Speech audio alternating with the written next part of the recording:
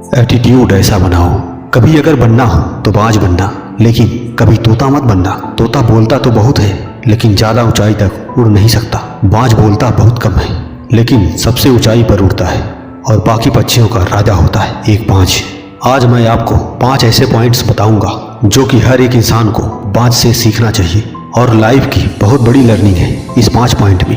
Lesson 1, बाज की तरह अकेला चलना सीखो। बाज अकेला उड़ता है और बाकी पक्षियों के मुकाबले सबसे ऊंचाई पर उड़ता है। बाज अकेला उड़ेगा लेकिन कभी भी चिड़िया और छोटे पक्षियों के साथ नहीं उड़ेगा। बाज हमेशा या तो बाज के साथ उड़ता है या फिर अकेला उड़ता है। इसमें हमें ये सीख मिलती है कि छोटी सोच वालों से हमेशा दूर रहें और अकेले रहें, क्योंकि यही वो समय है जब खुद को जानने का असली मौका मिलता है। लेसन 2, बाज की तरह अपनी लक्ष्य पर ध्यान दो। बाज का विजन बहुत ज़्यादा क्लियर होता है और बहुत ज़्यादा स्ट्रांग होता है। बाज अपनी शिकार को 5 किलोमीटर दूरी से ही देख लेता है और एक बार जब उसे अपना लक्ष्य दिख जाता है तो फिर उसके बाद रास्ते में चाहे कितनी भी मुश्किलें क्यों ना आए, वो अपने लक्ष्य को हासिल करके ही दम लेता है। हमें भी एक बहुत बड़ी सीख मिलती है कि अपना विजन क्लियर रखो और उसे हासिल करने में फिर चाहे कितनी भी मुश्किलें क्यों ना आए, पीछे मत हटो उस बाज की तरह। लेसन 3, बाज कभी भी मरी हुई चीजें नहीं खाता। बाज कभी भी मरे हुए जानवरों को नहीं खाता, वह हमेशा जिंदा शिकार करता है और इससे हमें यह सीख मिलती है कि ये जो हमारा पास्ट है वो मर चुका है, तो अपने उस मरे हुए थॉट पर ध्यान मत दो और अपने आने वाली ताजी फ्रेश जिंदगी में ध्यान लगाओ। अपनी पास्ट की पुरानी यादें जो तुम्हें तंग करती हैं उन्हें वहीं रहने दो जहां उसकी जगह है, और तुम्हारी पास्ट की जगह है अपने में, वर्तमान में जगह मत दो। क्योंकि एक बार तुम्हारा पास्ट तुम्हारे प्रेजेंट में आ गया तो तुम्हारा पास्ट तुम्हें कभी तुम्हारे प्रेजेंट में नहीं रहने देगा।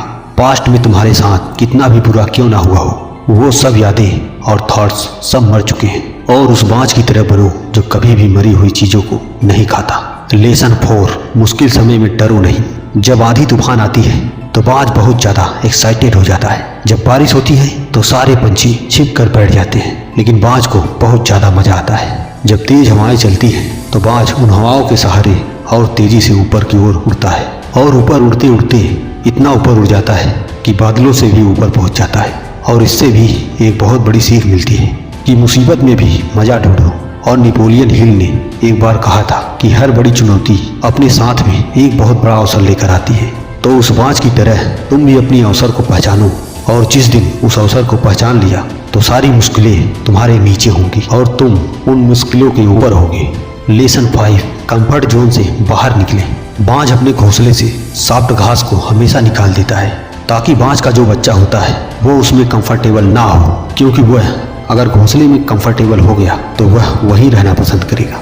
लेकिन बाज कभी ऐसा होने नहीं देता। बाज एक पक्षी है और उसे भी एक बात पता है कि कंफर्ट जोन में कोई ग्रोथ नहीं होता। लेकिन हम तो इंसान है ना, और इंसान होने के बावजूद कई सारे लोग इस बात को समझते ही नहीं है कि आप जितना ज़्यादा कंफर्ट जोन में रहेंगे आपकी लाइफ आने वाली टाइम में उतनी ही अनकंफर्टेबल हो जाएगी। तो दोस्तों, मुझे पूरी उम्मीद है कि बाज द्वारा बताए गए इन 5 लेसन से आपको कुछ ना कुछ सीखने को जरूर मिला होगा। कमेंट करके जरूर बताइएगा कि आपको कौन सी सीख अच्छी लगी, और अपने दोस्तों के साथ शेयर जरूर करिएगा। मिलते हैं अगली वीडियो में, तब तक अपना ख्याल रखना। जय हिंद, वंदे मातरम। वंदे मातरम।